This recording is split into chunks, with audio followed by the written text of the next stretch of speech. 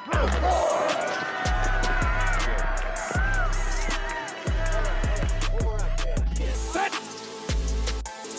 4, 3, 1.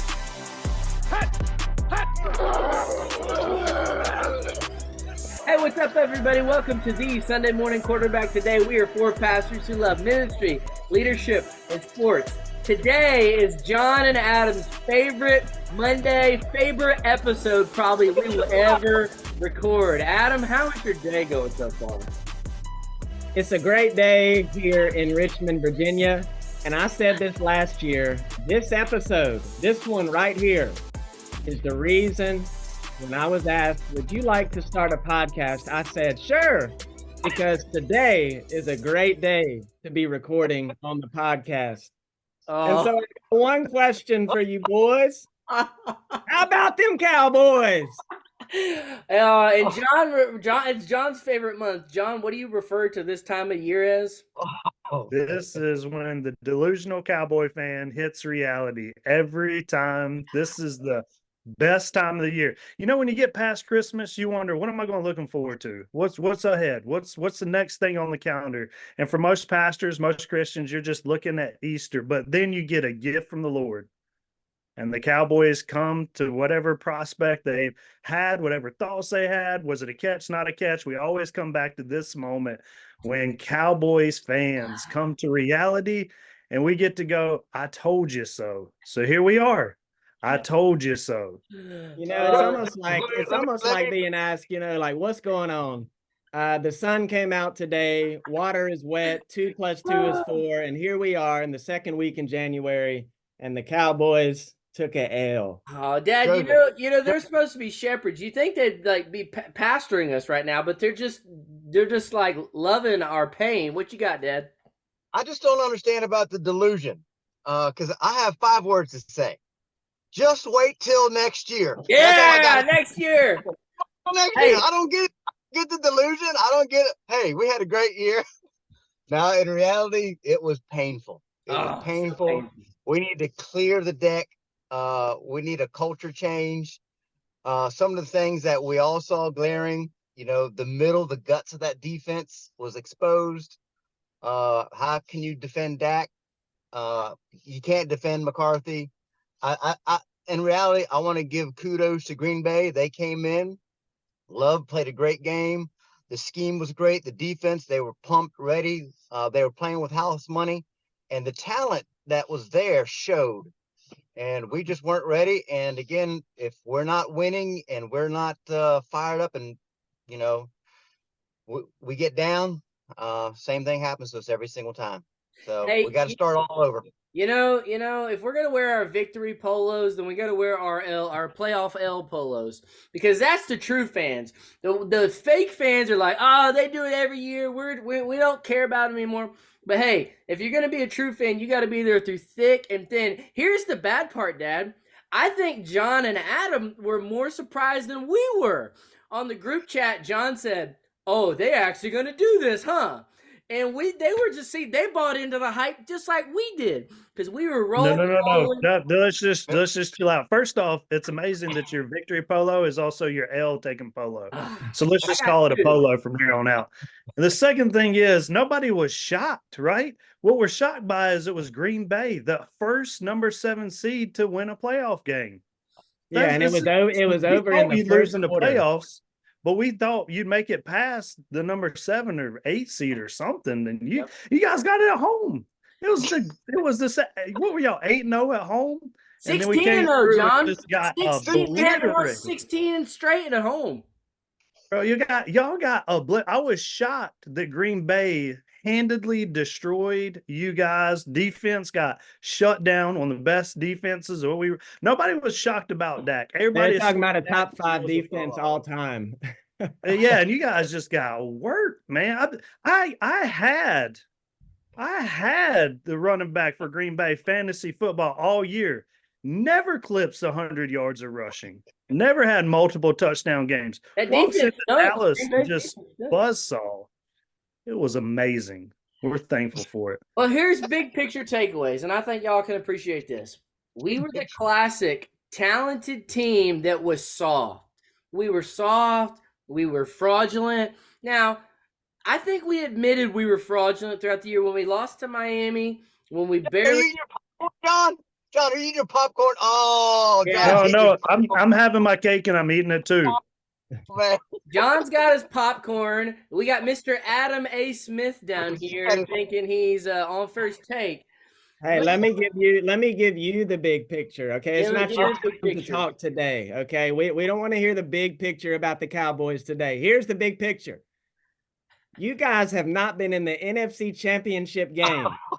Not won the Super Bowl, not appeared in the Super Bowl, not won the NFC Championship game. You have not appeared in that game since Michael Jordan was playing baseball. So that's all I've got to say. And when you think about it, listen to this. I did some math. The year 2052 is as far away as the last time the Cowboys made an NFC Championship game. So I just want you guys to meditate on that and enjoy this day. Hey, look, Dad, Dad, we'll put on our prosperity preacher hats for a minute and we'll just see the glass half full.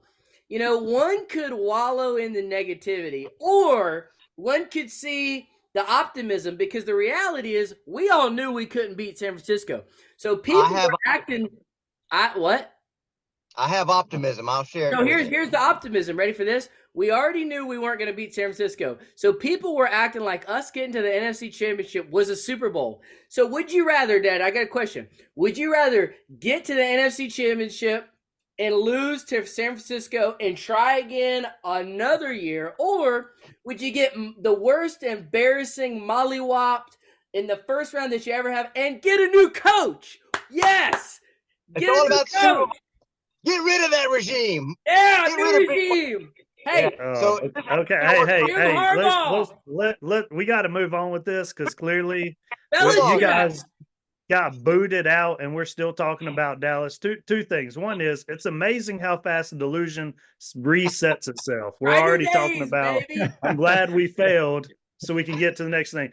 Joseph, the background in your room pretty much puts where your head is right now. You are in the clouds, brother.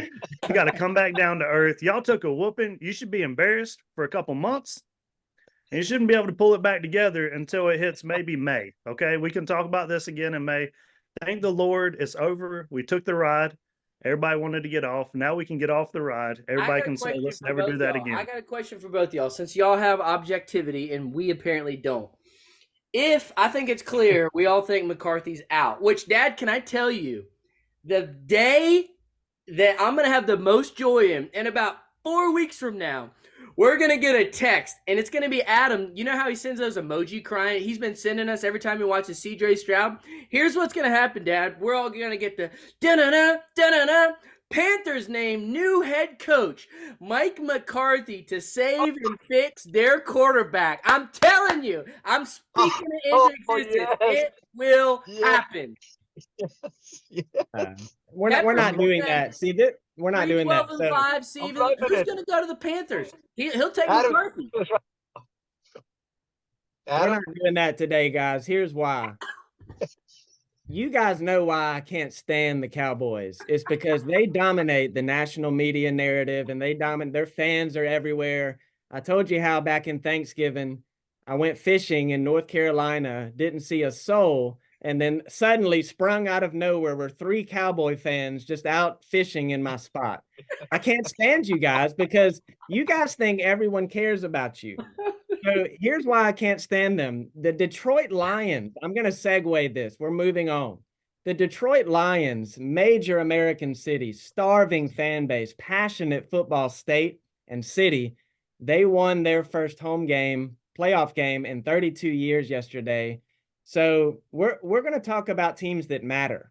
All right. So what is the take on you guys' other games other than the Cowboys? Dad, what'd you see? What's outside of the Cowboys? What caught your eye so far? Let me disclaim, Dad. Let me disclaim. We're recording on Monday, so we have yet to see the Bills game or the Eagles game. So just for the record, but go ahead. I will say this, and I think we're all going to be in one accord in this. I am rooting for Detroit to go all the way. Now, do I believe that they're going to? Probably not. but I think that they're going to give it their best swing. I think that they can win this next game against either Philly or Tampa. And then I think I want to see them go against the Niners. Am I going to bet again with them? No. But do I think that they're going to come in and give it their best swing? I do not think they're going to lay an egg. And so I'm excited for them. Kansas City impressed me a little bit. Just because of their tenacity. They had to play in that cold weather too, and so that's cold for anybody. So they impressed me. Miami, they are who we all thought they were, given their injuries and everything that happened with them. And one last thing, Houston. Wow, I did not see that one coming. Cleveland laid an egg. That defense laid an egg, and Stroud, guys, I got to tell you, man. Not only am I rooting for that guy and hoping for his best, but I'm praying for him. Man, his faith is out there in front of everyone. And so I'm praying for him, not just for success, but for what success can bring him, a bigger platform with the greatest message one can ever know. So there's a lot going on in the NFL, and I'm excited to kind of see how all this turns out. Baltimore, of course, San Fran. I think it's going to be a great rest of the playoffs. John and Adam, what did y'all think about Stroud lighting it up as a rookie? What y'all think about that? Man, I was glad to see the best quarterback in the state of Texas do so well, win that playoff game, and have the best rookie season. They're saying he's having the best rookie season any quarterback has ever had. So it does hurt me as a Panthers fan, but like Joe said, I'm cheering for the young man.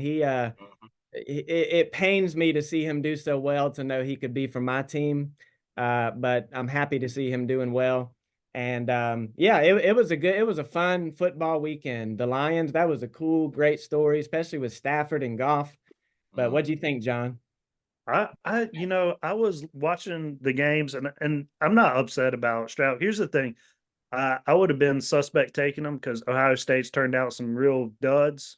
And here recently, Alabama's turned out a lot better talent, at least at the quarterback position. So I think all the cards on the table. I think you made the right decision. No one could ever anticipate that, but I'm happy for him. I think he's obviously they needed somebody at quarterback morally sound and making good decisions for that team.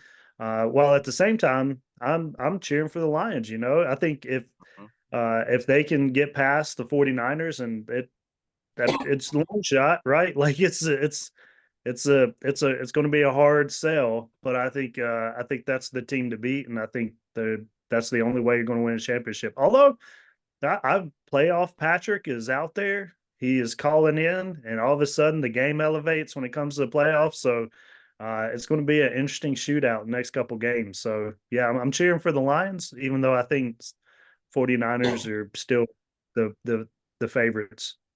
Yep, I agree. And, a little shout out, Mr. Paul Lasso. We're all sitting at home in snow, so I'm sure he didn't want to come on here like us and have to eat his dolphin crow because he don't even have a polo to wear. Maybe next year we'll get him a polo so he can actually represent his team. But, hey, think with me real quick to Miami, because even though they lost, that was a tough game. That was a tough sell. Miami had a good year. They're solidifying themselves like, okay, Tua is the guy for the future. But where do they go? How do they get better? Do y'all think it's just getting healthy? Or is there something that they're missing, or can they become a contender? If you're a Miami fan, where do you take that? Anybody? I think they got to get healthy. I think there were a lot of question marks coming in, and they hit the worst. Miami players load up, they leave South Beach, 70-something degrees, they land. It's miserable. It is absolutely miserable. And they drop in, and the conditions were reflective. Also missed a whole lot of plays. If you rewind it, there were some moments where it was like you make a couple catches here and it changes the whole shape of the game. But I think the elements and the injuries were just too much to overcome. Yep. No, I agree. Hey, guys, so obviously we can't speak with certainty about the divisional round, but I think we have an idea of some of the games. So let's kind of project forward to divisional round going into the championships. And I'm going to present some possible matchups. Okay, we definitely have Green Bay at San Francisco. I think Green Bay, if they were a 7-point underdog for us, it'll probably be a 10-point underdog against San Francisco. The quarterback Love looked good, but I don't know. I don't know about that. Do you guys think, Dad, do you think Pat Mahomes is reminding everybody, will this be one of his greatest achievements? Because, I mean, if you put him up against Lamar, I mean, Lamar's got a lot to prove this year, too. Do you think he can pull off some magic and get to the Super Bowl? I mean, they would have to, assuming Buffalo wins, which is who I'm picking for tonight's game, assuming Buffalo wins, I mean, that's going to be, we got the potential Mahomes, Allen showdown here, too. What do you see? How do you see, Dad, the AFC playing out? I think that Baltimore's going to play Kansas City, and I think that's going to Think be Buffalo's going to lose at home? No. I'm sorry. I think Baltimore is going to play Kansas City. I think that's going to be No. So if Baltimore wins, they play Kansas City, correct? Yes. At Buffalo, I believe. Yeah, I think they can beat Buffalo. That defense right now is playing lights out, and they have a cornerback over there that's just sticking everyone. So, Buffalo's got one good wide receiver. Their run game, has been much better. Of course, they went mollywopped us, but that Kansas City the defense is on another level right now.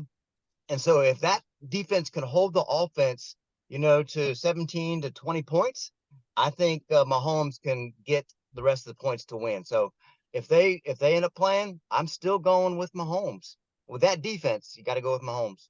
Against Baltimore? We'll save that for next week. Adam, what do you see What do you see in the next week or so in the AFC leading into the conference championships? Well, I heard a stat today, and I probably knew this, but I'm reminded of it, the past several years now, is that Mahomes has not played an away playoff game since, kind of the Mahomes era started, I guess you'd say. So, the past few years, the Bills are right there. That game a few years ago that went down to the wire and there was all that scoring in the end. If this one can end up being those two teams in Buffalo, and the way that the Chiefs have struggled throughout the year and they've kind of sputtered to get to this point, the other day, that was probably their cleanest game I remember them playing, at least on prime time that I've seen. So I think the Bills are going to beat the Chiefs and then ultimately match up with Baltimore also. This is the year. This is the year. Yeah, that's what I mean. Is like, if there is a year, Mahomes that has no receivers, that guy, he was playing well yesterday, but he has no receivers. Kelsey seems off. This is the year that the Bills need to make hay. That would be cool too. I would like seeing Baltimore and Buffalo, two quarterbacks that need to prove something. So both of them have that opportunity. What I'm going to do so, and let's be honest, I think the most appealing Super Bowl matchup is Baltimore San Fran Part 2, and then can they replicate it and beat them twice, or Buffalo and San Francisco, Josh Allen and the wild Porsche pony that he is versus San Francisco. I mean, I think the only thing that would be more shocking than a Cowboys first round exit is San Francisco losing up to the Super Bowl. So that'll be interesting to see. Hey, last take on sports before we go to ministry and leadership. John, we'll start with you and work around the horn. Wait, hold on. What did you just say a minute ago? You said it would be more shocking than a Cowboys first round exit. Yeah, if the Niners did not make it to the Super Bowl, that would be.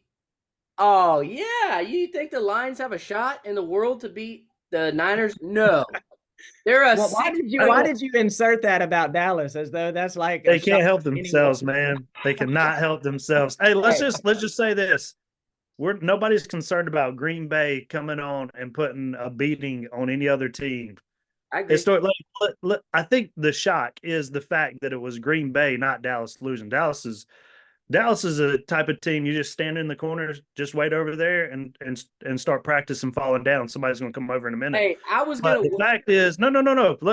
We're looking at a Green Bay team that lost to some really bad teams, the Giants, and then they won against some really good teams by like 3 points. And you guys made them look spectacular. Like, people are buying Love jerseys, and it's going overboard.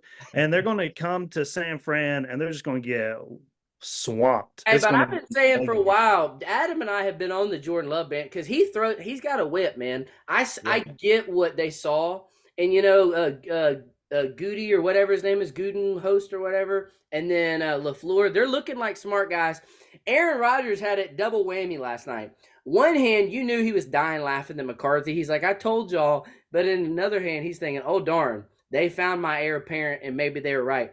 All right, let's do this and move around the horn. There's a few coaches, mainly 3 that are on the board right now. And let's play Land the Coach. John, we'll start with you, then Adam, then Dad. Tell me where these 3, or these, let's say 4. We'll just take some guesses. We got Jim Harbaugh, assuming he goes pro. We'll just assume. You got Bill Belichick. You got Mike Vrabel, and you got Pete Carroll. Off the top of your head, John, where do they land? If you just today, if you had to guess. I don't know if I can run them all off. That's fine. That's why you have to hit all. I can tell you where I hope they land. All right, right? that's cool. I hope that Harbaugh finds a way to land all the way down in the great city of Charlotte and does some magic. I'm hoping, I'm praying over and against everything for that to happen. Here's the thing. I don't think he'll land with the Chargers. I know it seems like a good fit, everything else. I don't think it's the greatest job. Here's the thing. Chargers don't have enough national media attention, I don't think, to pull him in. So I'd be really shocked if he landed there. I could see Bill making his move down to Tennessee. Personally, I think it would be good. There's optimism there. It's a low expectation. I think he could have a little bit of control coming in. I'd really like Vrabel to be considered for the Panthers. I like him as a coach. I think he's a straight shooter. I don't think the owner is going to allow that. I think he's going to look for some offensive prodigy that's going to form his quarterback that he's hand selected to be the next guy. I don't know outside of that. I think there's still a lot of time on the table, but I think there's a lot of good coaches out on the market in a real way, and I think the Raiders are going to nab one of the top ones if I had to guess. That's one I could see a dark horse. I could see Vrabel going to the Raiders. He just fits that. You know, he still brings that New England temperature. But I want to hear Adam. Adam, what do you think? Well, I think all the reports are kind of indicating that Harbaugh going to the Chargers is almost a done deal. And obviously it's hour by hour. But I will say this: I wouldn't go there if I were him. If Jerry Jones really wants to win a Super Bowl before he dies, I mean, let's be honest, he needs either Jim Harbaugh. So if there is a hint that Jerry knows that Harbaugh is not going to the Chargers, he needs to empty his bank account, do whatever he needs to do to get him, or get Belichick. And I know that people say they wouldn't work together well, but how much do you want to win, Jerry? We know what Mike is. We know what Dak is. And I had an idea. Russell Wilson is looking for a team. You wouldn't want Russell Wilson for the Cowboys? No. Okay. I was going to ask y'all, what do y'all Okay. think? Let's pause for a second. John and Adam, today, if you were general manager, Dak's up for an extension coming off his worst playoff loss, and he came up second MVP voting. What do you do? Do you cut him? Do you make him take a pay cut? Or do you extend him? What do you do? Here's the deal. Dak Prescott, you say his worst playoff loss as if he's never thrown multiple interceptions in a playoff game before. He does that every single year. Yeah, against the best defense in the league for like 4 years, the Niners. I mean, everybody does that against the Niners. Okay, but yesterday he did it against the Green Bay Packers. I can't name anyone other than Jair Alexander on the Green Bay Packers, and he didn't play in the second half. So what do you do with him? You move on for Russell Wilson? Again, Jerry Jones is like, what, 83, 82 or something? Here, let me jump in. Hold on. I want to hear John first. I want to hear a non-Cowboy fan. John, what would you do? Then we'll pass it to you, Dad. Go ahead, John. I would get him to take a pay cut. I agree. I think that's the right. Good. Here's the thing: did he have a good season? He had a good season, but here we are, and again, playoffs. You took an L. Why don't you prove something in the playoff? Once you earn the pay raise, right? Like the job's not finished, so to speak, or you franchise tag him. I think that's a possibility going forward. And you give him another year and say, hey, we're going to give you an opportunity shot. I don't think he's a terrible quarterback. I'm not saying he's a terrible quarterback at all. I wouldn't substitute Wilson in for him for a lot of different reasons. But I don't think I would only say that idea if Belichick or Harbaugh didn't go to Dallas, because I think I think those two coaches and those two alone can maybe win a Super Bowl with Dak. I agree. There you go. That's where I come in. They can't franchise tag him. He's got one more year, so he's going to be lame duck. I think he's got like 58 million. So they got to work something out there. But I was telling Joseph, I think that Dak and Mike McCarthy are the same person. And so when you both have a bit of mediocrity there, they have hit their ceiling together. But I do believe that if you bring in, like you said, Adam, a good coach, a Belichick type coach to help and bring Dak to that next level, I think Dak has that capability with some good structure around him. He's actually really good structured. When he starts to, fly off the handle, try to become Mahomes, that's where he fails. And that's where they always loses it. So I think if you get some structure around him, I think he has a higher ceiling, but it's got to be a elite coach. So if I'm Jerry, I'm like, hey, this is it. This is my last chance. You've got some gifts handed to you, great coaches right in front of you. You're either the billionaire that you say you are, and you're willing to spend the money on this great franchise, or you're not. So this offseason is going to tell a lot. But before we even get there, he's a very loyal guy. So we got to see if he's going to go ahead and let Mike McCarthy go. I'm pretty sure he will, but I'm not 100%. So this is going to be a real interesting next week or so. So who do you want? If you got one coach, who you picking? Who's your coach? You got to pick it. Talking about for the Panthers? No, Harbaugh for you. Who's your coach, Adam, for the Panthers? Some guy I've never heard of, because that's really our only option. I don't see any of these top tier available coaches coming to the dumpster fire that is the Panthers. But I will say this, and maybe it's because of where I live, about an hour south of DC. Boy, I'm telling you, and I know the hot commodity aside from those we've named is Ben Johnson with Detroit. This franchise up in DC is about to change because new ownership, they're about to move and get a new stadium. They've got a bunch of cap room and they've got the number 2 pick. So I think whether it's Ben Johnson or Vrabel, whoever it is, and obviously they're in a decent division in the NFC East, but that's a good job right now, which is weird to say, but it is. Only because you got that you got the second pick. Here's the thing: I think now the monkey wrench Dallas losing is going to halt everything. You're not going to see once there's clarity on is McCarthy gone. I think everybody's going to sit tight, and then once that happens, I could see Vrabel going to the Raiders. I could see Vrabel going to the Chargers. I could see Belichick if Philly loses tonight. There's a lot of speculation he could go right down the coast a little bit in Philly. That'll be interesting. So Pete Carroll's going to land somewhere. I could see Tepper saying, "Hey, let me get a Pete Carroll or an older seasoned guy." I think that'd be a step up of Rivera. Create culture, get a young quarterback, put a run game and defense around him. So I don't know. It'll be real interesting. I think the coaching. This is the best coaching offseason of movement and availability that there's been in years. So. Definitely. Hey, before we jump into the ministry thing, just because of last week, right? Yep. Last week, somebody said, "Hey, can we just say that Dak had a great season?" So I'm just going to ask that, Joseph. Can we all affirm that playoff Dak is a thing with the second coming of Tony Romo and every other predecessor, and the wheels fall off? Before yesterday, I said that it was a false narrative that he played terrible in the playoffs.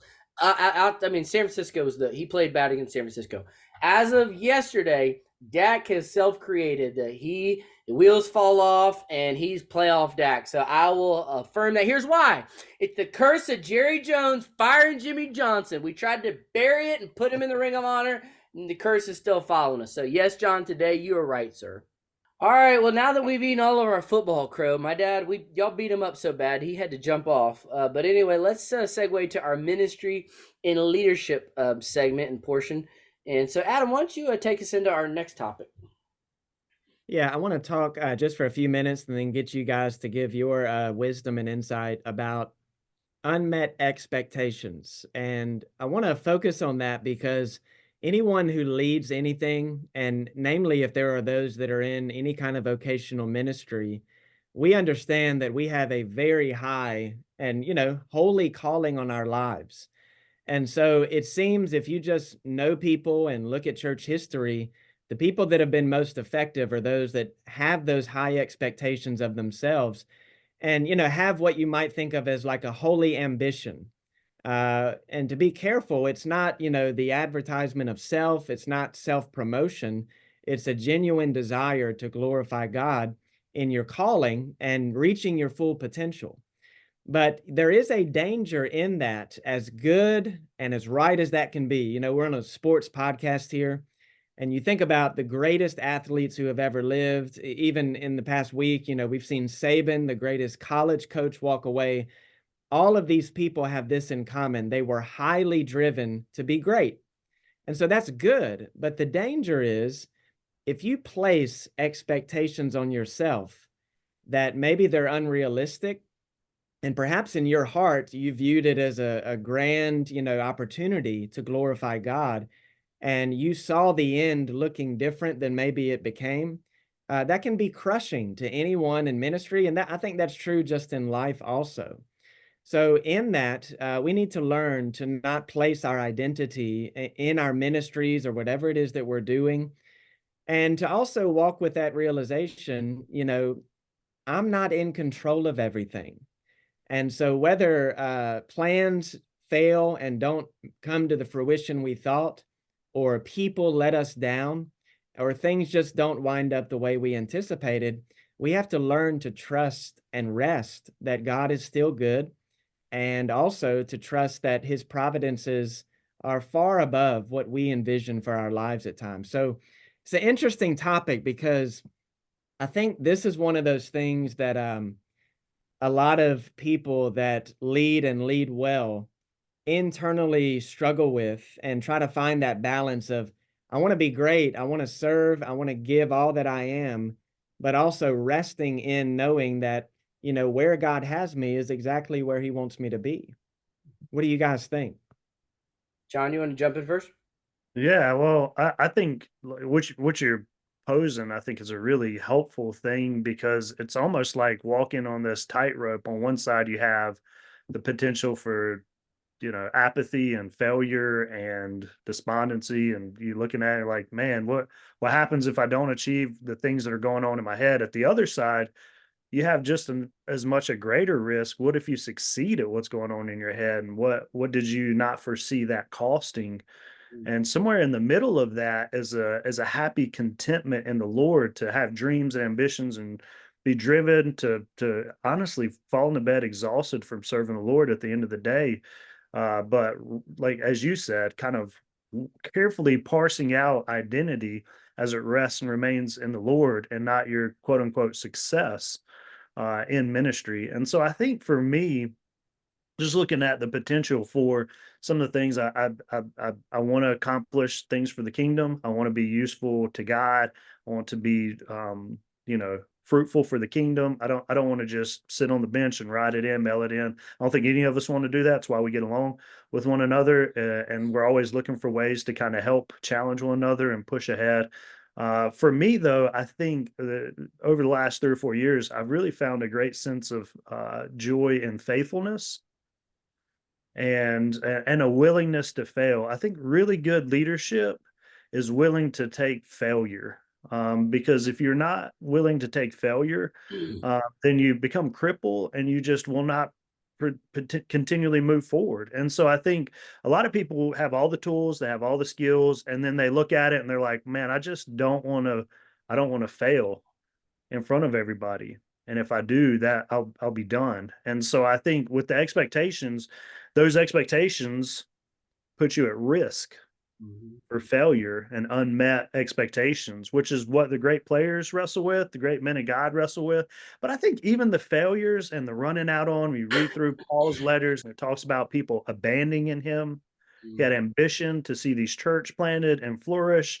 You look at Spurgeon, the downgrade controversy that nearly ripped his ministry apart as the prince of preachers with great ambition to create a school and everything else. And so I think some of the tension, some of the joy is the expectations are never going to be realized likely in our lifetime.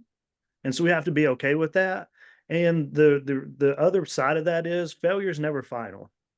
And so I think if we can move ahead with some of those now, personally, new in a church, dreams birthed in my heart, looking for opportunity to see the Lord continue to grow our fellowship. But I've also seen some things shift in our congregation that I didn't foresee when I first arrived. And you ask yourself, are you still happy with your vocational location and what the Lord's doing? And I couldn't be happier. I'm more content today than I was at day one or month one. And I think that's just because you get a growing sense of the providence of God calling you to a place and to exercise faithfulness over a long tenure to see how God can be glorified through your actions. And so, I think it's a healthy dream to have expectations. That's good. Yeah, and one thing, even as we kind of pose that idea or that question is, what do we mean by failure? What do we mean by success? I think we've talked about this before. Success is faithfulness. So John mentioned faithfulness. So when you think about that, I heard an evangelist kind of use this way of thinking with anything in church. If you go and share the gospel with someone, and we would kind of categorize that as that's a ministry I'm doing, and they don't believe on the spot, would you say you failed? The answer I would hope is no. I did what I was supposed to do. I followed the Lord and I presented the gospel to someone. I would view that as something to celebrate, a success. Obviously it's not the ultimate success in that situation, but that's true in ministry. Like John said, getting past being afraid of things not coming together as you thought. Maybe one reason we struggle with this in American churches is we try to quantify everything in ministry, whether it's attendance or baptisms or budgets, whatever it is. We can say, well, we did this event or we started this or we changed this in our church. And, we hope to see this happen because of that. And you can't quantify spiritual ministry. So I really appreciate what John said. What do you think, Joseph? Yeah. I thought it was great. My mind took me, John, what you talk about a lot. For me, it's personally and ministerially, it's a battle of flesh and spirit. And I think personally and as far as church wise, the flesh wants to set the pace for our aspirations of success. And so you always talk about letting the Lord set the pace, or letting the Lord, being faithful to the body that God's called you to. And so I think pastors typically go one of two ways. One, their natural bent is a little bit like they always sometimes want to do too much, or they're super, they want to conquer the world and say, whoa, slow down. Or sometimes they're the opposite, and they're not willing to take a shot or take a chance because of risk of failure. So for me, I think it has to start with being self-aware, like my dad talks about all the time, knowing who you are. And so for myself, like both of you guys, I'm a go-getter. And so sometimes I got to slow down and say, okay, is this ministerially, is this what Joseph wants, or is this really what the Lord wants? And then personally and spiritually, one of the things that I'm all the time trying to do and be better of is having good people around me that can check me, that hold me accountable, and that can help me put good expectations, because sometimes I don't put good expectations on myself, or one way or the other, if I'm working too hard, or if I'm not working enough, or if I think pride gets in the way. Like you're saying, our personal expectations become more fleshly, and so I always have to have that inward battle. Like right now, our church is going through a growth stage, and so flesh wise, I have to be cognizant. Hey, like it's like you're saying, Adam, it's not all the time about numbers or groups or all that. That's my internal bent is go, go, go. Now, I also don't think it's bad for certain people. There's some people that like, man, I preached a good sermon. I was faithful to the text. I love my wife. I love my people, and let the chips fall where they may. That I agree with that approach to a degree, but I do think observing what are some, as much as we can, what are some spiritual markers, whether it's reaching people, not necessarily baptisms or community. How many people are in community, or how many people are serving, or how many people are being discipled? And so I don't think we should be negligent or ignorant to that either. And so I think you got to know what type of leader you are, and then try to counterbalance the opposite way, and then put people around you personally and professionally that can, I mean, we all have to battle the flesh and keep that. So that was where my mind took me. I don't know. That's a different take on it. I think if you're also looking at the beauty of that quantifying things as Adam was leaning into, I think we have the propensity and we have the technology to add some of those things up, unfortunately. I think with that, as you're holding that in one container, like I know how many people are coming and sitting in these seats. I know what the giving is like. I see evidences of faithfulness. We got to be remind ourselves of what the Lord's called us to in shepherding people, and particularly oversight of a church that we're supposed to present it spotless to Christ, Mm-hmm. mature believers, and not thousands of believers, maybe not rich believers, but surely faithful and mature believers in Christ Jesus. And if we continue to go back to the text and let those things guide us, so the question is that how can I get more people in the door? How can I get the saints that are in the door closer in a walk with Christ in alignment with his word? And as a byproduct, maybe more people come through the door, but only to the point where we're ready to continue to move them towards Christ and maturity. So I think our prayers and our ambitions have to align with the word of God, where we put our heart to where his heart is, and we're faithful there, and we just trust Christ to give the growth, right? Like he's the one who does it. And I think Did that we've had. ad hit your phone too, John? There's one that's been coming to my phone, and it's a guy, and it's a church growth kind of strategy thing. And the first thing he says is the key to growing any church is to get more people in the door. And it's like, yeah, but that's not our mandate to get people in the door. I would hope we want to, and we all understand the math of that sort of thing, but that is not the goal of churches. And to be frank, that's a big reason for the mess that we see in much of American Christianity today, because of that kind of thinking that it is our goal to just draw people, for any reason in any way we can. Yeah, you start hearing some things of like, I cringe when I hear, we'll do anything short of sin to reach people. It's like, oh, that's too far. But let me pose this question real quick, because we each have our natural bent. John might be gifted in discipleship, like have an extra bent toward that, like Lord put in you, Adam, because of your testimony. You might have a natural bent toward evangelism and reaching the person, or each of us, I think, have. If you cut us open, the Lord's given us different gifting. I think back to Tom Rainer's book, Autopsy of a Dying Church, and he says the first and number one marker is inward focus. So personally, me, whenever I preach, I'm all the time trying to balance, okay, feed the saints, but also for the person in the room who thinks they might be a saint, but never has truly entered into an authentic relationship with Christ, be evangelistic. And in a day-to-day, when we're going about leading our ministries and shepherding our flock, I have a counterweight of feed the flock, kind of like Eric Reed talked about, feed and lead. So what do you guys think? What would categorize as like a danger zone inward focus? Because they're both, I think sometimes whichever gift a guy has, the opposite side is the enemy. If you're naturally evangelistic, all they care about is discipleship. They don't care about reaching people. If you're naturally discipleship gifted, all they care about is reaching people and they don't disciple anybody. But both of them need to happen, now in a church context versus in a Great Commission personal context. John, what's the counterbalance there? What's too much inward focus? I think we know what too much evangelism, meaning like trying to, what Adam was, I think we know what that looks like. But what's the danger of the inward focus leading to death? What do you think?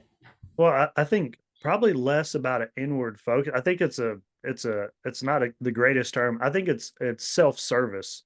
Sure. I think is a better articulation of when you get to the danger zone, right? Like our service needs to look like this. The people who come in need to look like this. We're comfortable with this looking like this. We're comfortable with these songs, not because they're biblically or theologically, but because we've sung them for so long, or whatever those things are.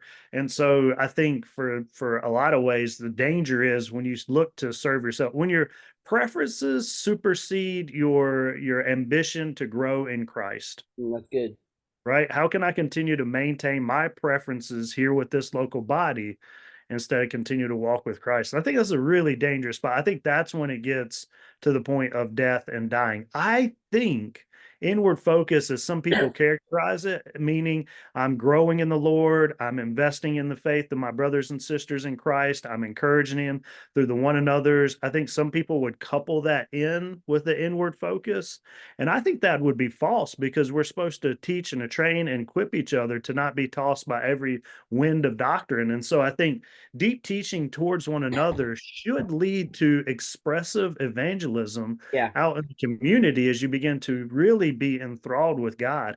And in a lot of ways, so I think a better term, just my I opinion, agree. is not inward focus, because I think there's some good, healthy parts of that, but self-service. Yeah, I agree. And I think that's the key. Discipleship that and love for God that should create a love for other people. And I think that's the thing when it throws off when people are so, oh, I've been, had a 3-hour quiet time and D group in this, but they have zero desire to reach the lost people in their oikos, in their home, in their family. And so I think that's that balance. Adam, any final words to take us out? Yeah, I would just use a synonym for what John said, and it's the word maintenance. And if you spend too much, you might say, of the percentage of your church's time and energy on maintaining, I don't want to say a status quo as if it's unspiritual, but maintaining business as usual, you might say. That's how churches slowly but surely will die. If somebody is not always pushing that envelope, hey, we got to get out, we got to reach people. That's how churches die. Yep. Have healthy, godly expectations, especially for your team when they've choked for 30 years plus. We'll be back next week with more playoff coverage. Everybody, Adam A. Smith, you have a great day, sir.